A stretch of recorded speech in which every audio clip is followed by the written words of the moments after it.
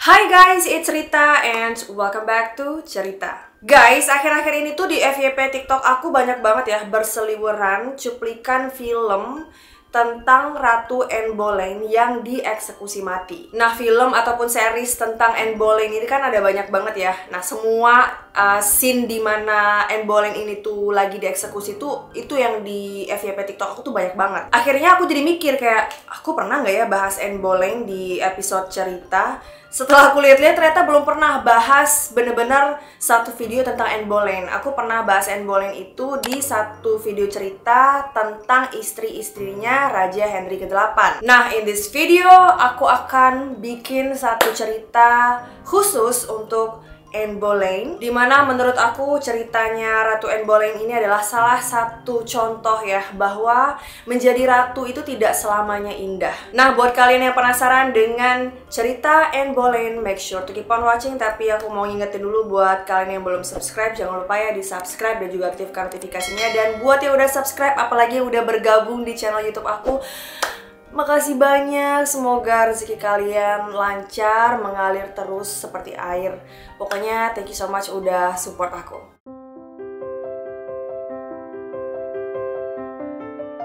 Anne Boleyn lahir sekitar bulan Juli tahun 1501 dan dia ini adalah anak dari seorang diplomat bernama Thomas Boleyn bersama istrinya yaitu Elizabeth Howard.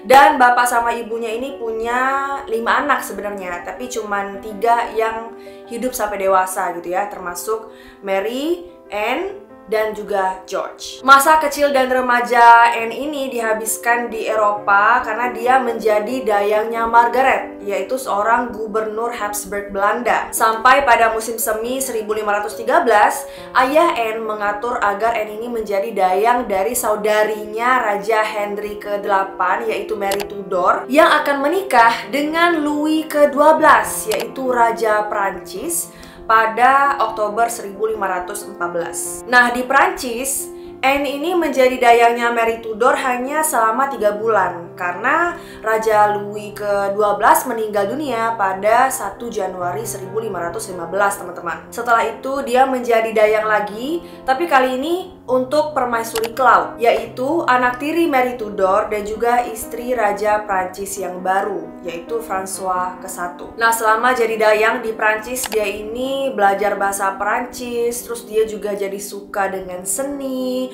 musik, membaca, terus dia juga berminat sama politik dan juga agama. Pokoknya dia mengambil kesempatan selama di Prancis itu untuk belajar banyak lah ya selama di sana. Sampai pada akhirnya tahun 1521 ayah Anne ini menyuruh Anne untuk balik lagi ke Inggris. Anne dipanggil balik lagi ke Inggris itu sebenarnya karena dia ini mau dinikahkan dengan sepupu Irlandianya yang beberapa tahun lebih tua dari Anne, yaitu namanya James Butler. Dan pernikahan ini tuh sebenarnya bertujuan untuk menyelesaikan sengketa kepemilikan gelar ayahnya Anne Boleyn.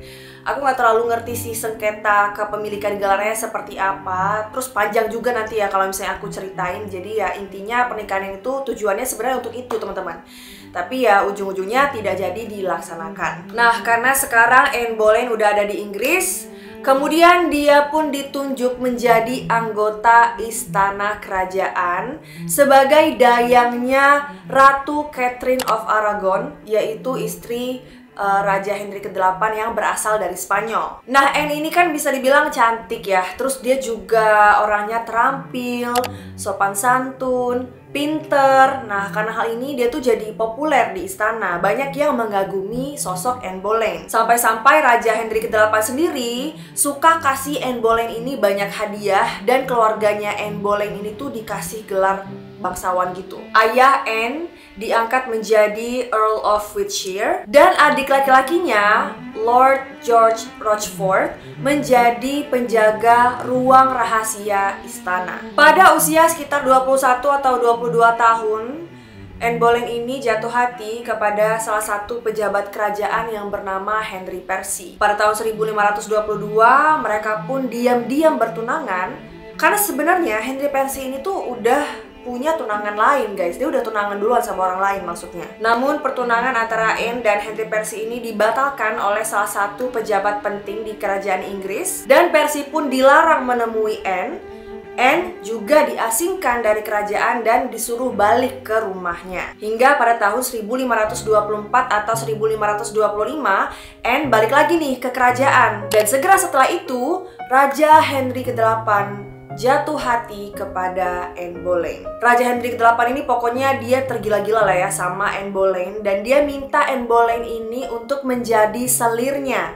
Cuman Anne Boleyn menolak tawaran dari Raja Henry ke-8. Nah, karena merasa ditolak nih tawarannya, Henry ke-8 ini malahan jadinya tuh lebih menggebu-gebu lagi gitu untuk mendapatkan Anne Boleyn. Ya mungkin ya namanya juga cowok ya, say.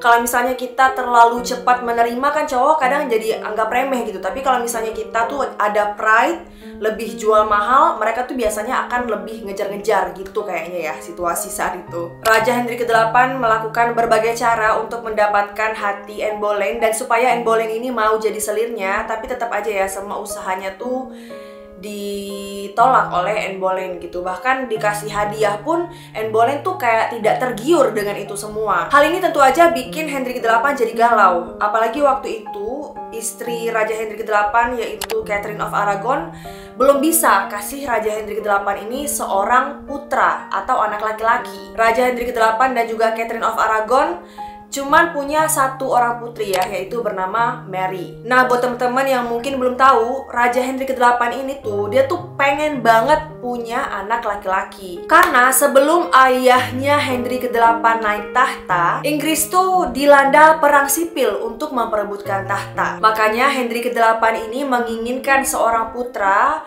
untuk menghindari kejadian serupa. Apalagi pada masa itu belum ada kejadian seorang wanita memimpin menjadi seorang ratu. Sehingga walaupun Raja Henry ini udah punya anak perempuan yang bernama Mary, hal itu tuh dirasa tidak cukup untuk membantu menyelesaikan masalah yang dia pikirkan. Singkat cerita, Raja Henry pun akhirnya berpikir untuk menceraikan permaisurinya saat itu demi menikahi Anne Boleyn. Akan tetapi proses perceraian itu berlangsung sangat lama karena pihak gereja tidak mengabulkannya. Apalagi kan ya sebagai seorang raja ataupun bangsawan tuh pada masa itu ya tidak boleh yang namanya bercerai, itu tidak boleh. Akhirnya karena ada aturan dari gereja yang seperti itu, ya Raja Henry ke-8 pun dan Anne Boleyn ini menjalin hubungan secara diam-diam, teman-teman. Akhirnya sampai pada suatu ketika tercetuslah nih di Raja Henry ke-8 bahwa dia ngerasa pernikahannya dengan Catherine of Aragon itu tidak sah.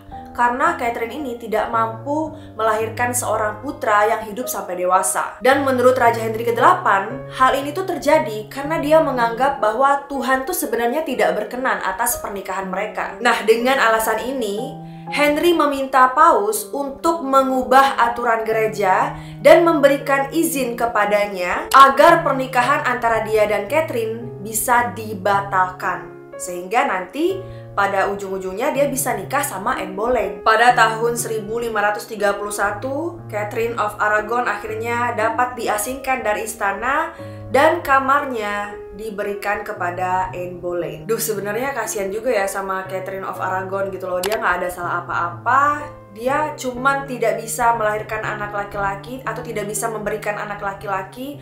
Terus dia dibatalin nikahnya gitu aja, terus diasingkan dari istananya. Namun meskipun begitu, banyak banget ya masyarakat yang memberikan dukungan mereka kepada Catherine of Aragon. Nah, meskipun Anne Boleyn ini belum resmi ya menjadi istri raja, tapi dia ini sudah punya pengaruh yang besar sepeninggalnya Catherine. Jadi di istana itu dia ikut berperan ya dalam bidang politik, seperti ikut menerima duta besar, terus juga mengajukan petisi. Duta besar Milan sendiri melaporkan bahwa pada 1531 kalau misalnya ada yang mau datang ke Inggris atau mau mempunyai pengaruh di Inggris, itu tuh harus melalui persetujuannya Anne Boleyn. Jadi ya emang tidak bisa dipungkiri bahwa Anne Boleyn ini pintar gitu ya dalam bidang politik gitu loh. Sampai-sampai dia punya peran yang cukup penting lah di istana kerajaan. Di masa itu, Anne juga memberi sumbangsih yang besar dalam persekutuan internasional antara Inggris dan Prancis. Nah, Anne Boleyn dan Henry ke-8 kemudian berhasil nih melangsungkan pernikahan, tapi kali ini secara rahasia dulu.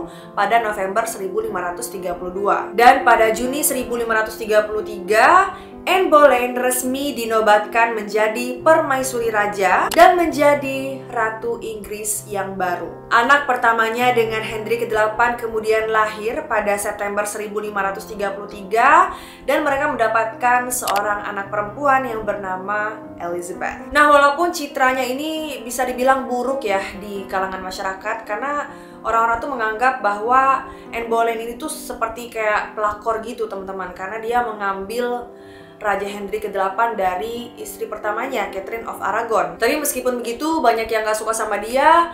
Anne Boleyn ini tetap menjalankan perannya dengan baik dengan cara mengayomi rakyat-rakyat miskin. Selain itu, dia juga populer di kalangan istana karena dia ini mempunyai selera fashion yang bagus. Karena waktu itu tuh dia mengikuti mode fashion dari Prancis. Permaisuri Anne juga memiliki lebih banyak pelayan dan bawahan, nggak kayak Catherine of Aragon yang sebelumnya ya. Anne Boleyn itu punya sekitar 250 pelayan yang siap untuk mengurus kebutuhan pribadinya. Dan dia juga punya lebih dari 60 dayang yang ikut sama dia kalau misalnya dia lagi ada kegiatan sosial gitu. Di sisi lain, Anne Boleyn dan Henry ke-8 ini lagi-lagi dapat ujian nih ya. Paus pada saat itu mengutuk bahwa pernikahan antara Henry dengan Anne Boleyn ini tidak sah dan meminta Henry ke-8 untuk balik sama Catherine of Aragon. Hal ini bisa dibilang cukup gawat bagi Henry ke-8 karena kan pastinya orang-orang tuh lebih mendengar kata paus gitu loh. Soalnya ini adalah pemuka agama nih yang ngomong. Akhirnya Henry memerintahkan semua bawahannya untuk bersumpah agar setia kepada Henry ke-8 dan mengakui Anne Boleyn sebagai permaisuri Inggris yang sah. Sehingga pada akhir 1534, Henry pun meminta parlemen untuk menyatakan bahwa dialah satu-satunya kepala tertinggi gereja di Inggris.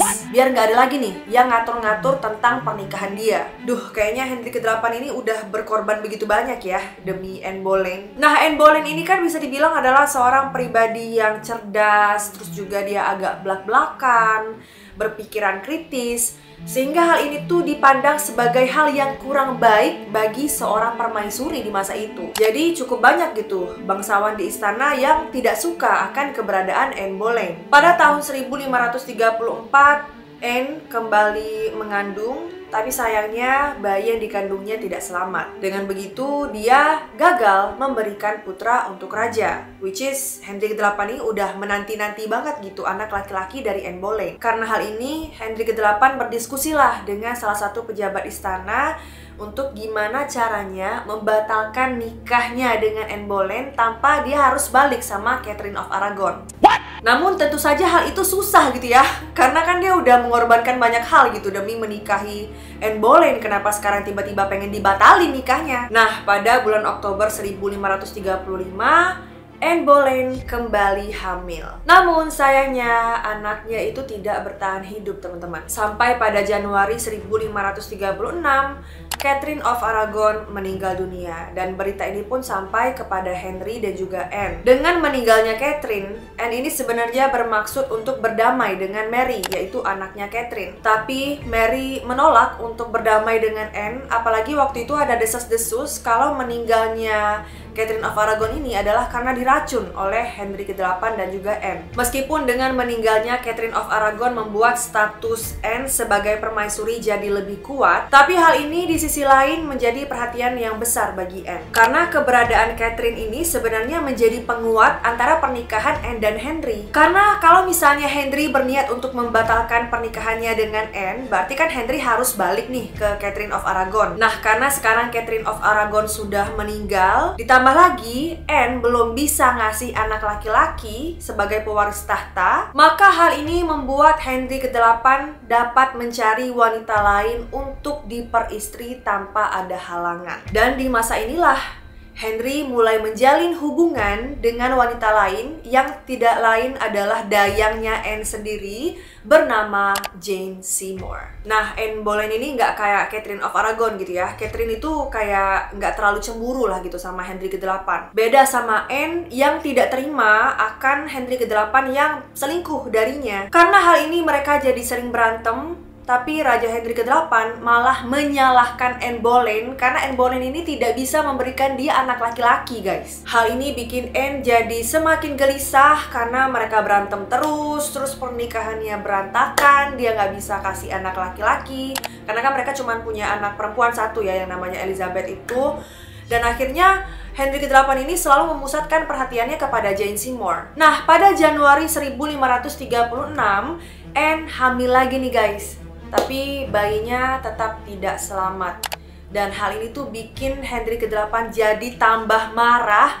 Dan bahkan dia nuduh Anne kalau Anne itu menyihir dia. Gimana, kalian udah greget belum sih dengar ceritanya? Aku aja yang ceritain tuh kayak greget gitu ya, tapi berusaha untuk stay cool gitu ya untuk ceritain ke kalian. Bisa-bisanya Anne Boleyn ini dapat musibah gitu ya, kehilangan bayinya. Terus Henry ke-8 ini nuduh kalau Anne Boleyn itu main sihir gitu loh. Makanya anak mereka tuh nggak selamat. Nah, akhirnya karena Henry udah nggak cinta lagi nih sama Anne, dia jadi mikir untuk pengen nikahin Jane Seymour. Tapi tentu aja tidak mudah gitu untuk menyingkirkan Anne Boleyn dari istana, karena kan dia adalah permaisuri Inggris saat itu. Maka akhirnya dibuatlah tuduhan-tuduhan palsu kepada Anne Boleyn agar Anne Boleyn ini tuh bisa disingkirkan dan diasingkan dari istana. Anne kemudian dikurung di Menara London atas beberapa tuduhan palsu, diantaranya perzinahan, hubungan sedarah, dan konspirasi melawan raja. Para pria yang dituduh telah berzina dengannya antara lain adalah Sir Francis Weston, Mark Smeaton, Sir Henry Norris, William Brereton, dan adik kandung laki-lakinya sendiri yaitu George. Sehingga para pria ini yang dituduh ini pun semuanya juga ikut dihukum dan dieksekusi. Dan pada Mei 1536, Anne ditangkap dan dinyatakan bersalah atas tuduhan memiliki hubungan gelap dengan 5 pria tersebut. Tapi Anne sendiri tetap menyangkal ya semua tuduhan itu. Oh ya, nggak cuman memiliki hubungan gelap ataupun perselingkuhan, Anne ini juga dinyatakan bersalah melakukan tindakan sihir. Banyak yang meyakini bahwa Anne ini melakukan perbuatan sihir dan juga penyembahan setan karena mungkin Anne ini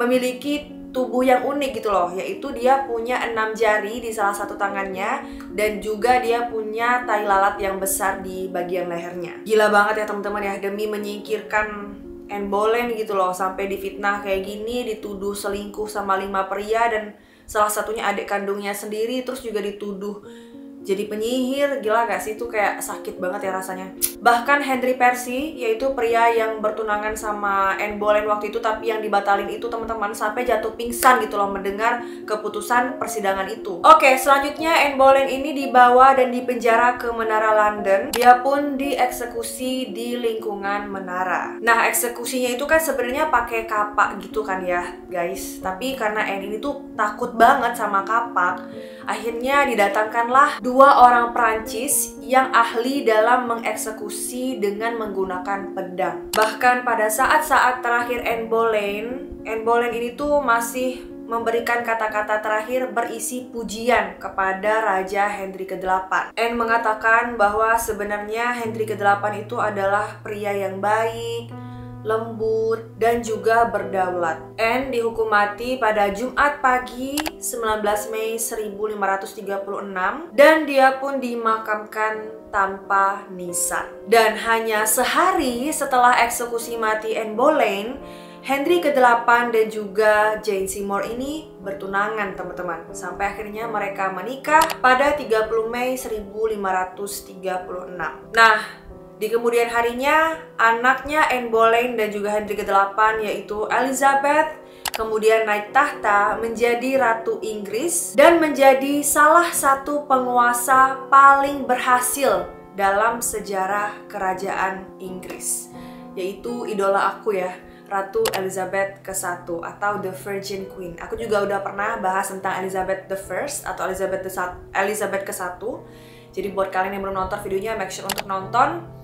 Pokoknya di kisah Anne Boleyn ini tuh aku udah pernah bahas beberapa yang related sama topik ini, yaitu tentang istri-istrinya Raja Henry ke-8. Karena Raja Henry ke-8 ini nggak cuman segitu aja nih ceritanya nih, masih banyak lagi istrinya yang lain, yang bahkan juga ada yang dieksekusi mati juga sama kayak Anne Boleyn. Kalian boleh banget tuh nonton videonya ya. Cek aja link di description box. Dan aku juga udah pernah mengunjungi Menara London, tempat dimana Anne Boleyn ini dieksekusi mati. Aku juga udah tunjukin di mana tepatnya dia dieksekusi mati. So buat kalian yang mau nonton vlognya juga boleh ya. Duh, ini suara aku sebenarnya tuh lagi serak dan lagi batuk-batuk. Tenang, aku tuh nggak covid ya, cuman kayak lagi batuk aja, lagi pilek, terus suaranya juga agak bindeng. Jadi mohon maaf kalau misalnya suaranya agak beda ya. Nah, itulah dia cerita tentang Anne Boleyn. Emang kalau cerita ini tuh aku selalu sorry, aku selalu dibikin nyesek gitu loh guys. Kayak gila sih, Henry ke-8 itu udah berjuang gitu loh untuk nikahin Anne Boleyn, ya kan, sampai-sampai dia merubah aturan gereja, sampai-sampai dia jadi kepala tertinggi gereja gitu loh, demi bisa nikahin Anne Boleyn. Tapi karena Anne Boleyn gak bisa kasih keturunan laki-laki, dia langsung pengen menghilangkan Anne Boleyn dari muka bumi ini.